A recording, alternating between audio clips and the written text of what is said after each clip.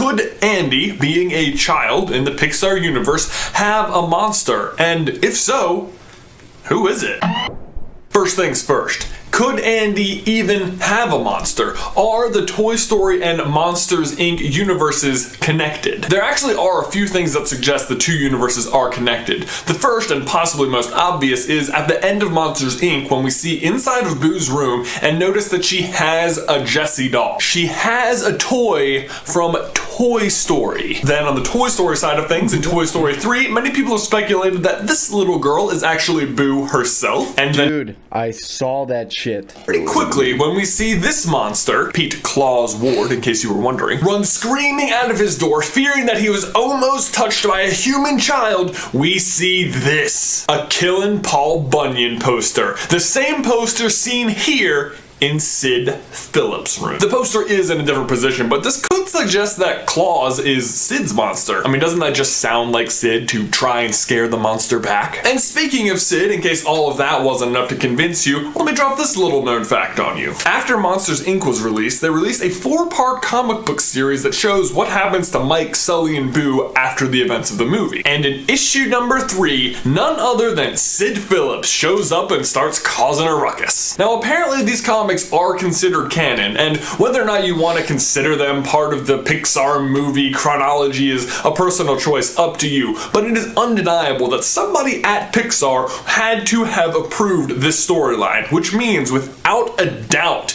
that Toy Story and the Monsters universes are connected. The monsters are traveling into the world of Toy Story to scare kids. So yes, Andy could have a monster. But based on the number of monsters we see on the scare floor in Monsters, Inc. and the number of actual kids in the real world, it doesn't seem like the numbers quite add up for every single kid to also have a monster. Fortunately, we get a very good look at Andy's childhood door here. So great! Now all we have to do is find a white door with 5 horizontal panels somewhere in Monsters, Inc. Easier said than done. There are so many doors in the door warehouse. And sadly, even though I have watched it countless times now, I've looked at so many freaking doors in that warehouse, and Ben, I could not find a single door that matched the description. But then another thought occurred to me. What if Andy's door has already been destroyed? I mean, they show earlier in the movie a door being destroyed because the kid wasn't afraid anymore. Sid and Andy are about the same age, and if that was his room we saw earlier in the movie, then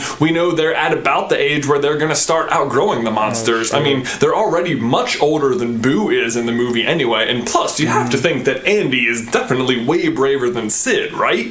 But still, if only there was a way we could see the doors from a slightly earlier time period. Oh wait. Welcome to Monsters University! Ben, this took some digging, but if you go to the Monsters University website, which is hilariously laid out exactly like a real-life college website, you can watch a short promo reel for the university itself, kind of like what you see during the halftime of a real-life college football game. And in this video, they show you a brief shot of their door development department, and oh my gosh, is that a white door with 5 horizontal panels hiding in the back shadows? Yes, it is! Andy's door has been found in the monster world! So, the final question is then, who is going through the door to scare Andy? Well, there actually is one more clue in Monsters Incorporated, but first, let's take a look at Andy's room again. Notice the cloud wallpaper, and then, back on the scare floor, before the day has begun and the monsters are just warming up, ready to scare those kids, look at one of the backgrounds Randall is warming up against. It's the exact same wallpaper. No way. I was literally about to say, what if it's like fucking Randall or something? You know how crazy it... Dude. Randall is Andy's monster. No And of course it makes sense that Randall would have to practice against Andy's wallpaper. He's got to be like one of the hardest kids to scare, right? I mean, plus he's got like an army of toys looking out for him. And it doesn't stop there, Ben. Fast forward to Toy Story 3 and we get another look at Andy's new room in his new house. And what does he have on his closet? This, a Newt crossing sticker. This was actually supposed to be an Easter egg for an upcoming Pixar film, Newt, that was in development but later canceled. What most people don't realize though is that this Easter egg has a second layer to it. Think about it. Andy put a Newt crossing sticker on his closet because this is where the giant newt-like Randall used to come from, out of his closet, to scare him. Doesn't that just sound like the rationale of an adult versus their childhood imagination? No, that wasn't some giant monster. It was just a lizard in a big shadow. Ben, my question for you and everyone else is, do you agree? Is Randall Andy's monster? Let me know down in the towel section below, and I will comment down below what you guys think, because that shit's crazy.